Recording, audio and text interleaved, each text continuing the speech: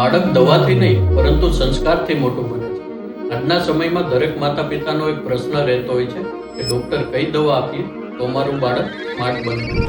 આયુર્વેદ એનો જવાબ આપે છે, દવા નહીં પણ સંસ્કાર આપો. સુવર્ણપ્રાશન સંસ્કાર.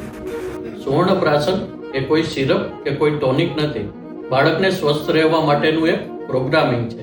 જેમ મોબાઈલમાં આપણે એક સોફ્ટવેર ઇન્સ્ટોલ કરીએ તો આખો મોબાઈલ ચાલે છે, એ રીતે જ બાળપણમાં આપેલું સુવર્ણપ્રાશન એ શીખવે છે કે રોગો સામે લડવું કેવી રીતે, બુદ્ધિ વિકસાવવી કેવી રીતે અને બળ સાચવવું કેવી રીતે.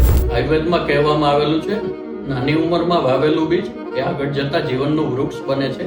એટલા માટે જ સુવર્ણપ્રાશન એ બીમારી પછીની સારવાર નથી, પરંતુ બીમારી આવે એ પહેલાનું સ્વસ્થ રહેવાનું એક કોડિંગ છે.